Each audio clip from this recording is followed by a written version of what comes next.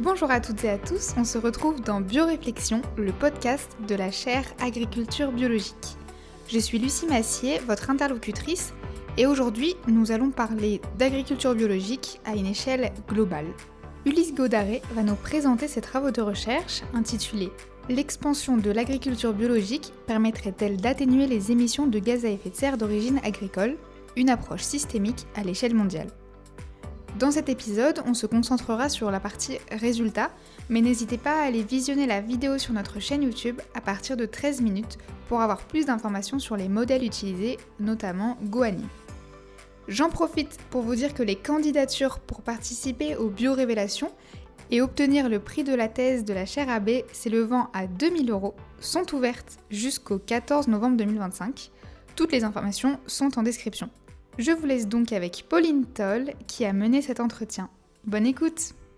Bonjour et bienvenue à tous pour ce second webinaire de la saison organisé par la chaire Agriculture biologique qui est intitulé Spécial Jeunes chercheurs et qui a vocation à mettre en lumière des travaux de recherche récents sur la bio et de poser des réflexions dans une perspective de transition. Et donc aujourd'hui, Ulysse, je suis ravie de pouvoir ouvrir cette discussion avec toi. Alors tu as rédigé, tu as soutenu ta thèse de doctorat qui s'intitule L'expansion de l'agriculture biologique permettrait-elle d'atténuer les émissions de gaz à effet de serre d'origine agricole? Et tu as travaillé sur une approche systémique à l'échelle mondiale.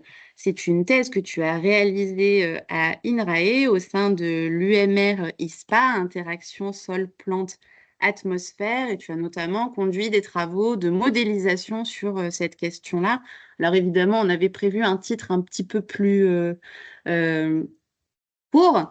En tout cas, il y a des enjeux très forts, en effet, entre la mobilisation d'un système bio dans une perspective de transition agroécologique et de préservation du climat, notamment voilà, sur les enjeux d'atténuation des émissions de gaz à effet de serre. Ben alors, peut-être pour commencer, de toute manière, ce qui peut être, ce qui m'intéresse quand on a préparé ces questions-là, c'était déjà de repartir un petit peu de cette thèse, comment tu en es arrivé à travailler sur ce sujet. Pourquoi est-ce que tu as choisi de t'intéresser particulièrement à l'impact climatique de l'agriculture biologique? Ça peut paraître un petit peu paradoxal. La première idée, ça peut être quand même que l'agriculture biologique rend des services écosystémiques, remplit des externalités positives.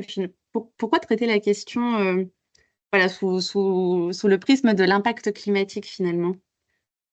Euh, bah, hormis que ce soit, enfin, l'agriculture biologique et les questions d'émissions de gaz à effet de serre sont des sujets qui m'intéressent depuis le début de mes études. Euh, En fait, là, ce qui m'intéressait, c'était que je trouvais que c'était un peu le point en termes d'agriculture biologique où on n'était pas sûr, complètement sûr en fait des effets que pouvait avoir que pouvait avoir l'agriculture biologique. C'est-à-dire qu'on connaît les bienfaits de l'agriculture biologique en termes de santé, de biodiversité, mais c'est vrai que sur le climat, il y a quand même beaucoup de débats. Il y a notamment en sciences, enfin, dans les sciences, il y a pas mal de débats sur l'effet de l'agriculture biologique sur les émissions de gaz à effet de serre. Et donc, c'était un peu voilà, d'apporter ma pierre à l'édifice sur cette question-là. Ok, super. Et du coup, comment est-ce que tu as construit ton approche dans cette thèse? Pourquoi est-ce que tu as opté pour une modélisation systémique à l'échelle mondiale plutôt qu'une approche expérimentale? Euh, Quand on parle de climat, comme c'est une question mondiale, parce que les émissions qu'on a, enfin, le changement climatique est dû aux émissions à l'échelle planétaire. En fait, l'expérimentation, on va dire locale, le problème, c'est qu'on peut difficilement extrapoler à une échelle plus large les résultats qu'on va obtenir sur une expérimentation. Donc en fait, c'est l'intérêt de la modélisation, c'est-à-dire c'est que ça permet, en prenant des informations issues d'expérimentation, de pouvoir voir quels sont les effets sur des échelles plus larges. Et ensuite, il y a un point qui est assez important, c'est que il y a eu des travaux jusque-là qui montraient des bienfaits de l'agriculture biologique en termes d'émissions de gaz à effet de serre, mais qui se basaient sur des résultats expérimentaux et qui extrapolaient ces résultats-là. Or, en fait, les travaux d'un ancien collègue à moi, Pietro Barbieri, ont montré en fait que quand on développait l'agriculture biologique, il y avait des boucles de rétroaction, donc des effets qui sont pas observables actuellement parce que ils sont, ils arrivent avec le développement de l'agriculture biologique, et notamment en termes de ressources en azote. Et en fait, quand on développe l'agriculture biologique, il y a potentiellement comment dire, une compétition pour la ressource en azote qui va affecter notamment les rendements agricoles, enfin, qui Mhm. pourrait affecter les rendements agricoles. Et donc, en fait, ça, c'était pas pris en compte dans les études jusqu'à présent, et on peut le faire que à travers la modélisation parce que c'est dans l'hypothèse qu'on aurait 20, 40, 60, 100% de bio, ce qu'on peut pas estimer à travers l'expérimentation. Oui, et puis peut-être que l'expérimentation, du coup, ne permet pas d'intégrer ces ressources-là comme des ressources limitées, finalement. Le penser global, ça permet de se dire, même si on arrive à avoir suffisamment de ressources en azote dans une région du monde ou dans un pays, ça va avoir des incidences malgré tout sur le potentiel de production dans d'autres zones géographiques. C'est une ressource limitée. Exactement. Et donc, du coup, si on rentre un petit peu plus concrètement sur tes objectifs dans le cadre de cette thèse de doctorat, quels étaient tes principaux objectifs de recherche? Tu as traité plusieurs questions. Ouais.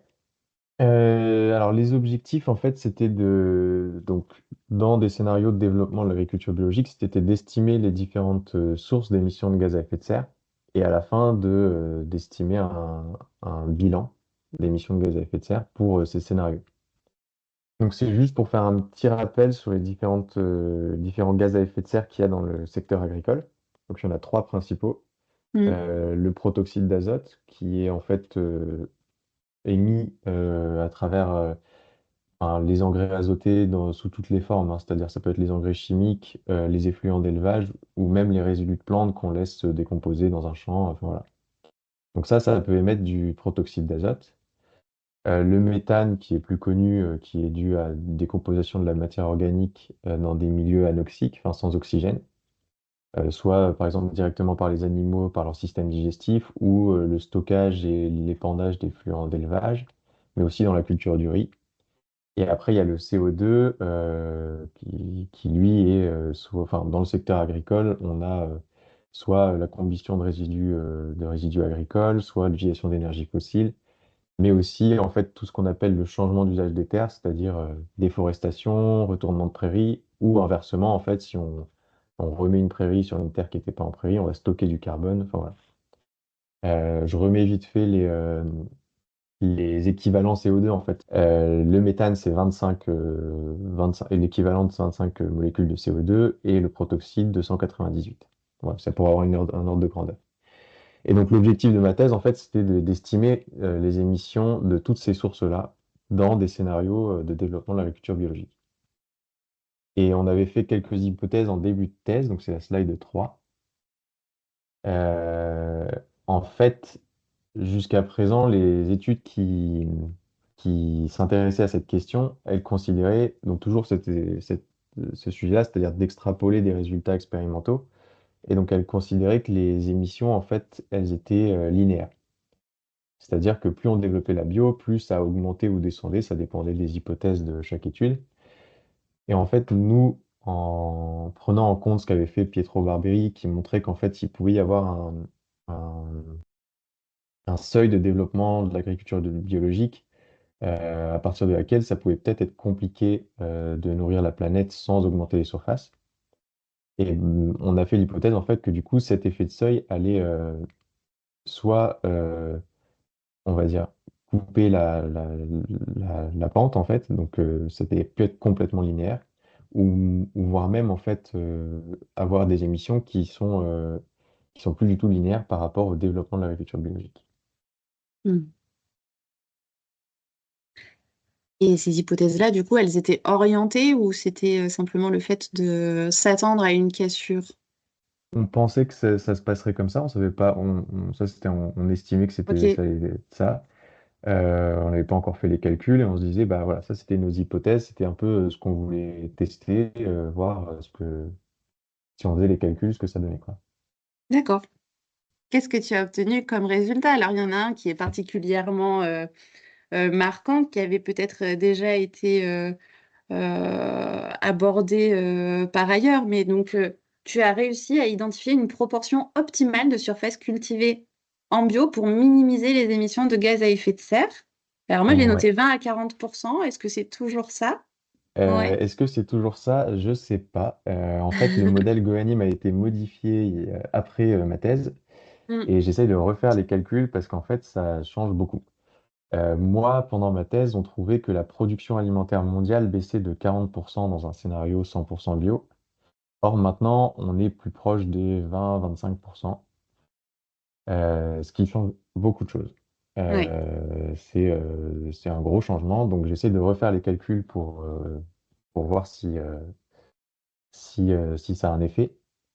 Mais ce qu'on montre en fait, nous, alors je vais pas forcément parler des valeurs absolues parce que déjà, bon, on est en train de refaire les calculs et ensuite, c'est des scénarios, donc il y a beaucoup d'incertitudes.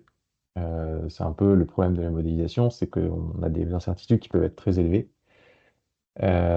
Donc, parler de valeurs absolues, c'est pas forcément, selon moi, très pertinent. Mais ce qui est intéressant, c'est de voir en fait comment dire, les effets et les tendances qu'on peut observer. Nous, ce qu'on a montré, contrairement aux études précédentes, c'est qu'en fait, l'évolution des émissions de gaz à effet de serre avec le développement de l'agriculture biologique, elle n'est pas linéaire. En fait, ça commencerait, alors, en fonction de qu'est-ce qu'on met en place pour développer l'agriculture biologique, c'est-à-dire qu'il y a quand même des conditions, euh, les émissions pourraient baisser assez fortement dans un premier temps, puis potentiellement remonter. Alors, qu'est-ce, qu'est-ce qui engendre cette baisse puis cette remontée? En fait, c'est que dans un premier temps, on a une baisse des émissions de protoxyde d'azote et de méthane, liées notamment à un changement de régime alimentaire qui s'accompagne souvent avec le développement de l'agriculture biologique. Mais ensuite, en fait, on a l'effet de la baisse des rendements qui viendrait supplanter ces effets bénéfiques de la première phase pour réaugmenter les émissions de gaz à effet de serre du fait en fait de cette baisse de rendement, donc de potentiellement un besoin en surface agricole plus important. Ok. Donc il y aurait potentiellement un optimal de bio, on ne sait pas où il est, peut-être qu'il est, nous on l'estimait là à 25%, mais ça sera certainement plus, on ne sait pas exactement où il est, ça peut très bien être 40, 50, voire plus, on ne sait pas trop. On sait qu'on rattrape les émissions actuelles bien après. Donc là, nous, dans notre scénario, qui n'est pas forcément le scénario le plus optimiste, on va dire, on les rattrape vers 60%. Donc il y a de la marge, j'ai envie de dire, pour développer l'agriculture biologique, parce que, pour savoir, à l'échelle mondiale, on est à moins de 2% de surface agricole qui sont en agriculture biologique. Mm. Donc Oui, là, donc, déjà, on pourrait multiplier par 10. oui, tout à euh, fait. sans que ça soit trop problématique, et voire même multiplié par 20 peut-être. Enfin voilà. Et est-ce que je comprends bien, du coup, en effet, on peut multiplier par 10 et en ayant une performance, du coup, de l'agriculture biologique qui se montrerait largement supérieure au système classique en ce qui concerne les émissions de gaz à effet de serre, mais finalement, même si on va plus loin, finalement, on resterait sur des émissions inférieures, même si le delta a tendance peut-être à se resserrer.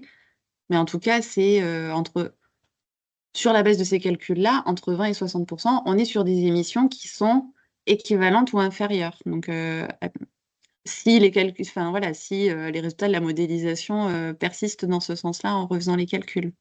C'est ça. Mais on peut l'interpréter. Ouais. Selon nos modèles, c'est ça. J'avais préparé une autre question, mais alors je me souviens plus pourquoi on l'a envisagée comme ça. Alors je vais te la reposer de manière très scolaire. Dans la lignée, c'était dans la lignée de cette question-là, mais je pense que tu as déjà un petit peu répondu. C'est comment est-ce que, oui, comment est-ce que tu expliques finalement que la conversion de la totalité des systèmes agricoles mondiaux engendrerait une hausse aussi importante? Parce que, enfin, donc du coup, là, on parle de cet aspect de la proportion de surface en agriculture biologique optimale. Ce que tu as montré, c'est le premier scénario dont tu as parlé tout à l'heure. Tu disais, si on est sur 100% de bio, on a des émissions qui sont beaucoup plus conséquentes. C'est exclusivement lié à la déforestation et du coup à l'explosion des puits de carbone, en gros, c'est ça?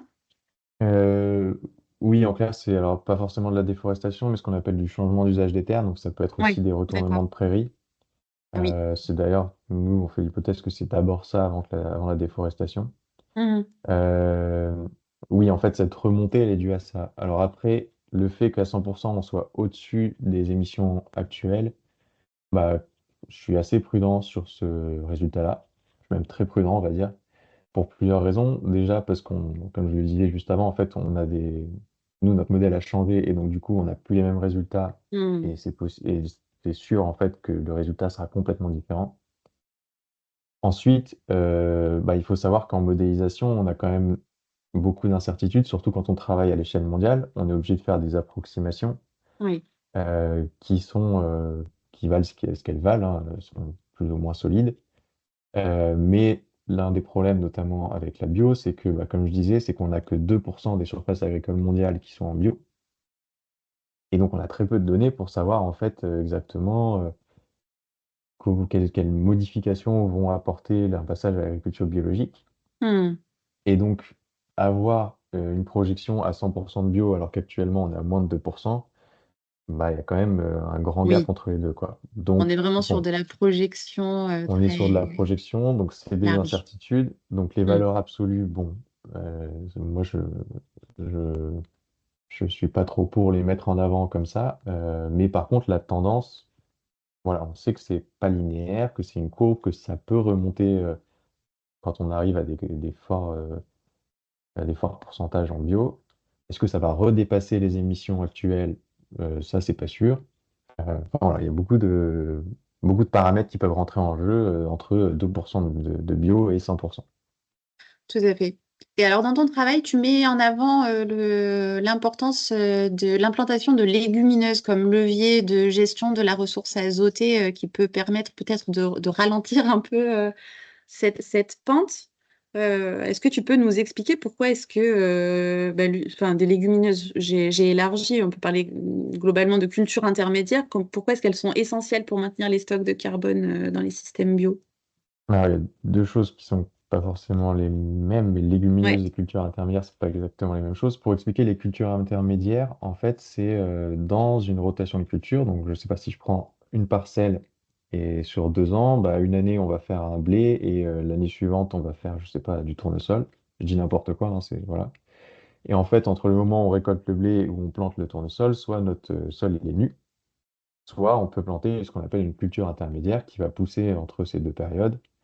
Elles sont pas toujours à visée de production alimentaire, mais elles ont des intérêts en fait agronomiques autres. Euh, alors, nous, ce qu'on a pris en compte dans ces cultures intermédiaires, c'est le fait qu'elles avaient des intérêts sur le stock de carbone dans les sols de cette parcelle-là. Hmm. Elles ont deux effets. Le premier, c'est qu'elles rapportent de la matière organique. Donc, elles font de la photosynthèse et elles rapportent de la matière organique au sol, qui va participer à augmenter le stock de carbone du sol. Et l'autre effet, c'est qu'elles jouent en fait sur les conditions thermiques et hydriques du sol. Et en fait, elles vont limiter ce qu'on appelle la minéralisation du carbone dans le sol. Donc, en fait, la perte de carbone du sol. Donc la vitesse à laquelle les bactéries vont manger la matière organique, émettre du CO2 et faire baisser le stock de carbone.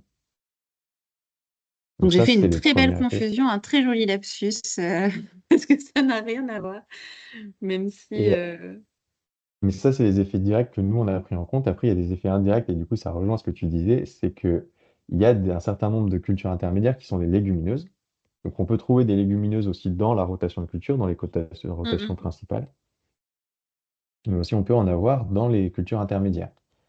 Et les légumineuses, elles ont la capacité de prendre l'azote de l'atmosphère, l'injecter directement dans leur biomasse, enfin, dans leur masse.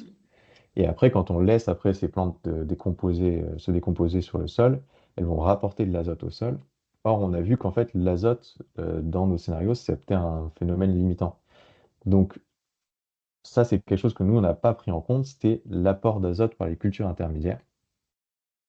qui du coup limiterait la perte de rendement en bio parce qu'on a de l'azote supplémentaire. Or, si on a des rendements qui baissent moins, en fait, on a potentiellement des stocks de carbone dans les sols enfin des rendements qui sont plus élevés. Ça veut dire plus de biomasse aussi apportée au sol et donc des stocks de carbone dans un monde 100% bio qui sont plus élevés. Mm, mm. Tout à fait. Donc, c'est l'intérêt des cultures intermédiaires, aussi des cultures intermédiaires légumineuses. Enfin, voilà. Donc ici aussi, en fait, des effets directs sur le stockage de carbone et des effets indirects pour certaines, Exactement. sur la production de biomasse. Voilà.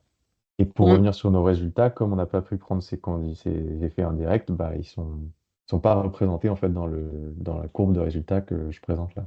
hmm, d'accord, merci pour cette précision.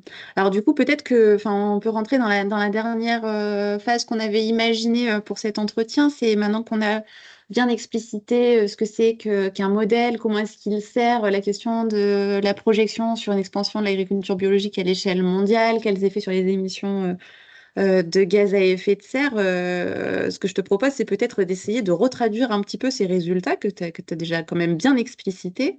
Mais du coup, si on devait passer par une version courte, si tu t'adresses directement à des agriculteurs, à des acteurs de la filière bio, de métiers très variés, mais qui ne sont pas forcément issus du milieu scientifique, quelles pratiques est-ce que tu serais en mesure de conseiller pour optimiser les bénéfices climatiques de l'agriculture biologique?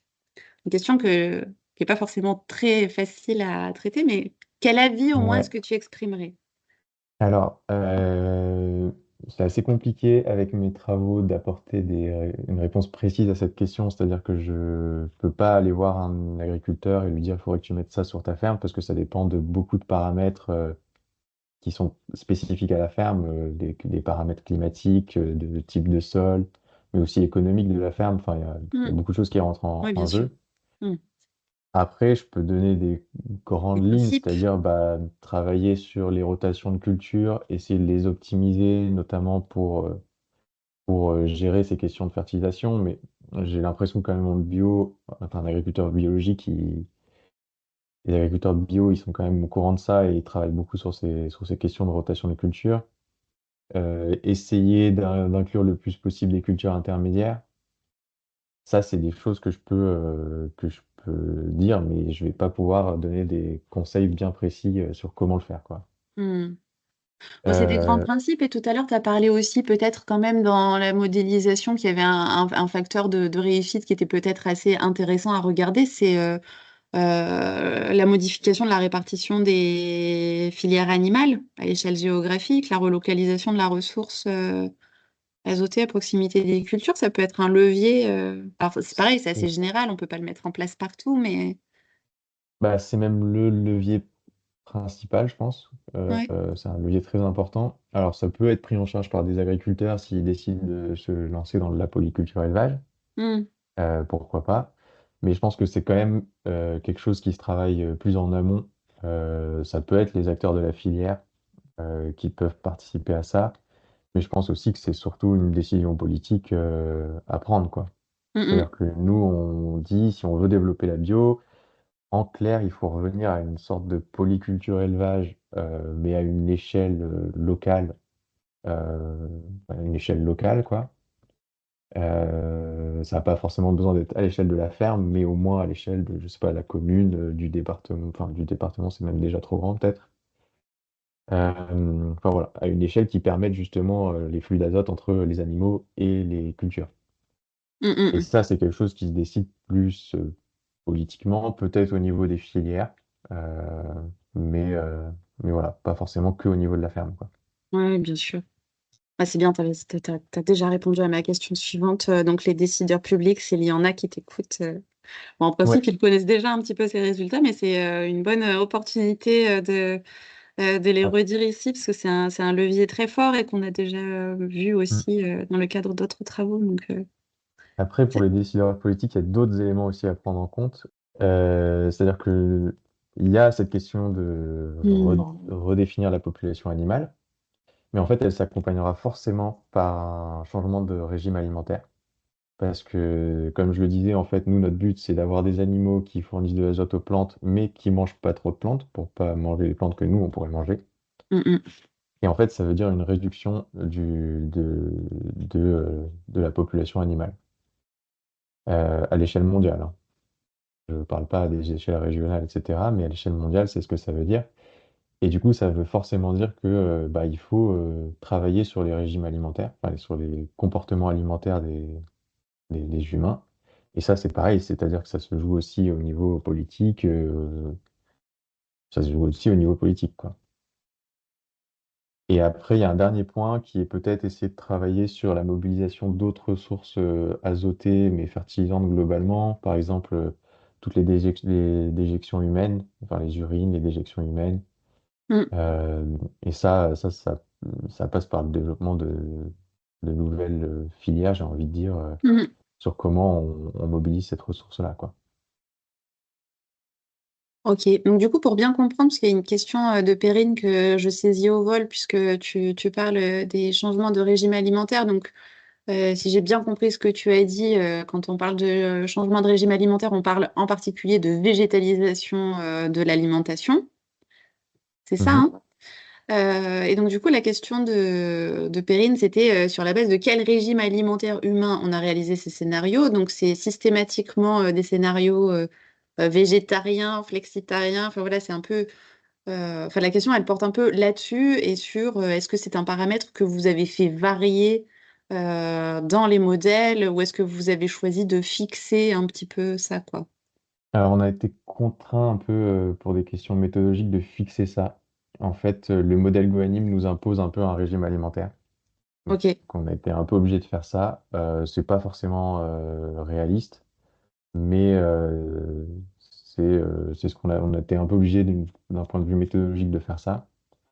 Mais concrètement, c'est oui, une réduction des produits animaux, donc pour compenser par des protéines plutôt végétales. C'est surtout ça les gros leviers en fait. Donc, c'est réduction, c'est pas suppression. Non, bah non, parce qu'en fait, si on a plus d'animaux, on On fait est plus non d'accord. plus de transfert d'azote, notamment des prairies vers les cultures. Ouais. Donc il y a un équilibre à trouver. Donc Et du coup, en su- proportion, tu te souviens à peu près proportion, je crois que alors, après, je dirais que c'est quand même, on réduit bien de 2 tiers les produits animaux, quelque chose comme ça dans notre modèle. réduction de Mais deux bon, tiers? oui, mais après c'est pareil, c'est-à-dire que Oui, bien sûr. c'est des estimations, voilà. Mais il y a une réduction quand même assez forte. Ok. Mais c'est à l'échelle mondiale, hein, je tiens à le préciser, c'est-à-dire que c'est à voir après de pays en pays comment ça joue, quoi. Mm, mm. Alors, justement, alors peut-être deux dernières questions. Donc, à la fois sur la fertilisation en azote. Mhm. On acquiert des connaissances, tu as parlé, enfin voilà, on a présenté d'ailleurs des travaux avec Pietro sur le rôle des légumineuses dans la fertilisation, mais il y a encore des axes de recherche qui sont urgents à explorer et qui permettraient d'affiner tes résultats. Ce serait quoi enfin, quelles sont les questions en fait qui sont soulevées dans le champ de la fertilisation azotée?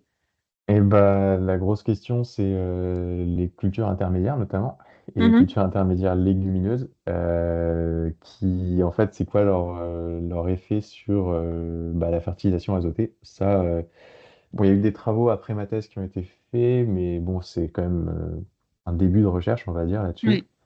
Donc, je pense que c'est vraiment un sujet à creuser de savoir bah, les cultures intermédiaires, c'est quoi leur effet sur la ressource en azote, mais sur les rendements aussi derrière, parce qu'elles apportent de l'azote elles-mêmes, mais aussi elles limitent aussi la perte d'azote qui part avec les pluies, en fait, les eaux de pluie. Donc il y a cet effet-là qui est assez important, qui est à prendre en compte et à creuser. Oui, qui permettrait vraiment d'affiner une partie. Oui, quand même, ton C'est ça. scénario, enfin, la courbe numéro 4 sur le graphique, elle montre bien quand même un effet attendu qu'on pourrait mieux dimensionner. Ouais. Et alors, tu as travaillé sur un modèle global, mais est-ce qu'il fait Mhm. ressortir des tendances Alors, quand on parle local, c'est un bien grand mot. On n'est pas sur un rayon de 5 kilomètres, mais est-ce que tu as identifié des impacts variables suivant les régions du monde, en Europe, en Afrique, en Amérique du Sud? Est-ce que la tendance est la même justement sur ces 5 courbes? Alors, non, pas exactement. Mais ça, c'est attendu, c'est-à-dire que forcément, le développement de la bio va pas se traduire de la même manière d'une région à une autre. Euh, Après, de là à pouvoir affirmer des tendances régionales, c'est un peu compliqué aussi parce que nos résultats, en fait, on peut avoir des résultats régionaux, c'est-à-dire que je pourrais zoomer sur une région et prendre les résultats sur cette région-là. Par exemple, prendre, je sais pas, l'Europe. Mais ça restera des résultats qui ont été estimés avec des hypothèses qui valent à l'échelle mondiale parce qu'on a des manques de données ou parce que, pour différentes raisons en fait, mais qui sont pas forcément réalistes à une échelle plus restreinte, où on pourrait notamment avoir des données plus précises. Je parle de l'Europe par exemple, bah, on pourrait avoir des données plus précises sur par exemple, les différentes races d'animaux et savoir est-ce Hmm. quelles sont qu'est-ce qu'elles mangent, qu'est-ce qu'elles produisent, etc. Et ça peut jouer sur les résultats du modèle. Donc, on peut voir un peu des tendances dans les grandes régions, c'est-à-dire qu'on voit que, bah, pour donner un exemple, si on prend la France, par exemple, on voit que en Bretagne, la population animale, bah, nous, dans nos scénarios, elle devrait diminuer et que des régions plus céréalières, elles devraient augmenter parce que c'est toute cette question en fait de flux d'azote entre animaux et culture. Hmm. Mais ça reste des estimations et je pense que si on voulait avoir des résultats à des échelles plus restreintes, ça serait d'autres travaux. Et c'est notamment ce qui a été fait ou ce qui est en train d'être fait, parce que je crois qu'elle soutient dans 1 ou 2 semaines, Noélie, et qui a travaillé, elle, pareil, sur l'utilisation de GoAnim, mais à une échelle européenne. Hmm. Bon, on pourra organiser un nouveau webinaire sur Voilà. le sujet. Alors, il y a quelques questions des auditeurs. Ouais. Donc, il y a Eva notamment qui pose 2 questions. La première, elle porte sur les légumineuses. Donc, on a parlé tout à l'heure de leur effet sur le stockage de carbone, entre guillemets, plus durable dans le sol. Et du coup, est-ce que cette durabilité-là, elle est intégrée dans le travail? Je ne sais pas si je reformule bien la question. Alors, euh, bah, en clair, nous, on a pris en compte les légumineuses qui sont compris, on va dire, qui sont compris comme des cultures principales, pas comme des cultures intermédiaires. Et ces Ok. légumineuses-là qui sont cultivées pour la production alimentaire ou pour alimenter des animaux, nous, on le prend en compte. Mais les cultures intermédiaires, on prend en compte que leur effet direct sur le carbone du sol, mais pas sur le fait qu'elles rapportent de l'azote au sol et donc qu'elles ont des effets du coup indirects. Et donc, sa deuxième question porte aussi sur les modifications de régime alimentaire. Je pense que ça fait quand même pas mal réagir ce que tu as présenté. Et donc, il y a en effet le sujet de la transition protéique que tu as bien expliqué. En fait, une protéine mangée par une vache, c'est peut-être 15 protéines qui n'arrivent pas pour nourrir la population humaine. Et enfin, je dis ce chiffre tout à fait au hasard. Mhm. Mais du coup, voilà, la question d'Eva, c'est est-ce que des modèles alimentaires plus sobres, avec moins d'abondance, ont été considérés? Alors, ça parle peut-être de gaspillage alimentaire. Et est-ce que vous avez fait varier les paramètres de manière équivalente entre des systèmes bio et des systèmes conventionnels? Est-ce qu'il y a des coefficients qui sont appliqués qui sont différents? En fait, on a fait plusieurs tests. On a fait un test où en fait on changeait pas les régimes alimentaires et en fait là le problème c'est que si on impose en fait une population animale à notre système en bio euh, qui est trop élevé, et ben en fait les émissions vont augmenter, vont ne faire qu'augmenter. Alors après on a fait ce scénario où on change les régimes alimentaires. Et après en effet on a pris aussi en compte d'autres éléments qui sont par exemple la réduction du gaspillage alimentaire. Et ça, on l'a pris en compte aussi en conventionnel, enfin en non bio, dans la situation actuelle. En fait, si on réduisait le gaspillage alimentaire de 50%, du coup, les émissions actuelles baisseraient, même sans rien changer sur la production alimentaire, sans passage en bio en fait. Mais ça décale aussi toute la courbe toute la courbe en fait derrière. Et il y a d'autres leviers qui sont aussi la réduction enfin, d'avoir des comportements alimentaires plus sobres, notamment en termes de calories, c'est-à-dire manger moins de calories par personne, au-delà de juste le gaspillage alimentaire, Donc, une notamment dans autre les pays approche de la développés. sobriété. Voilà. En effet. C'est vrai, mais ça, c'est quelque chose que tu as travaillé ou c'est une réflexion personnelle Je crois qu'on l'a pris en compte. Oui, oui, il y a des sources, oui, oui, sur sur le la fait réduction du nombre que, de calories? bah, en fait, on peut réduire globalement, je crois, les calories à l'échelle mondiale parce qu'il y a certaines régions où la consommation de calories est au-delà des besoins, en fait. Aux Mhm. États-Unis, Ouais, même ouais. en Europe. Mhm. Donc, en fait, si on baissait cette consommation de calories pour correspondre plus à nos besoins physiologiques et pas être au-dessus, ça peut avoir un effet important, en fait. Une autre question. La question, c'est, il me semblait que cela concernait surtout les monogastriques et moins les ruminants. Est-ce le cas? Donc, c'est probablement par rapport à la distinction sur le potentiel des émissions, mais je crois que tu l'as un petit peu abordé sur la capacité de Gohanim à refaire des propositions. Les ruminants, ils ont la capacité de manger de l'herbe et donc, du coup, ça fait le transfert d'azote des prairies vers les cultures, que ne Hmm, peuvent pas faire les monogastriques. Et ce qui est un problème dans notre modèle, c'est notamment peut-être un des éléments de faiblesse du modèle, c'est qu'en fait, nous, il nous dit quasiment on arrête les monogastriques. Bon, c'est d'accord. un peu aberrant, mais Hmm, en fait, c'est juste que lui, son objectif, c'est d'optimiser les flux d'azote. Donc là, on a un problème avec les monogastriques, c'est qu'en fait, ils participent pas, enfin, dans certains systèmes, ils participent pas en fait au transfert d'azote des prairies vers les cultures. Ils font d'accord, que recycler, pas forcément très bien, l'azote entre les cultures et ouais, l'azote des cultures, c'est-à-dire qu'ils mangent des grains et après leurs déjections vont refertiliser. Donc, donc dans notre modèle, les monogastriques sont pas favorisés, quoi. d'accord. Et alors, bah, pour revenir sur ce que tu disais tout à l'heure, sur le fait que, enfin, a priori, il y a eu des modifications dans GoAnim, donc qui nécessitent de refaire des calculs sur lesquels Mhm. tu travailles depuis quelques semaines, parce qu'on en a déjà parlé il y a un petit moment, Ouais. mais c'est très long en fait. Et donc, bah, ces nouveaux résultats, enfin voilà, comment tu comptes les... Est-ce que c'est juste repasser à la moulinette l'ensemble de tes données d'entrée dans un modèle, et est-ce que ça va faire l'objet de publications? Quelle suite tu as prévu de donner là-dessus, sur cette mise à jour? Alors, en résumé, ouais, c'est ça, c'est reprendre les nouveaux résultats et les refaire passer dans tous les modèles. Mhm.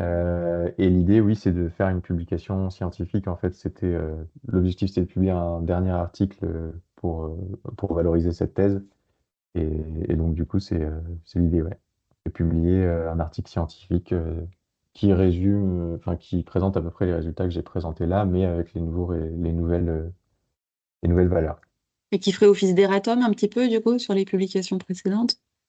Bah, d'Eratom, oui et non, parce qu'en fait, ces résultats-là n'ont pas été publiés hormis ma thèse, mais une thèse, c'est pas toujours très lu. Ok, Donc, normalement, ça sera plus lu que. Enfin, j'espère que ça sera plus lu que ce qui a été mis dans ma thèse. ok. Mais donc, il y a Thierry aussi qui te remercie pour tes travaux.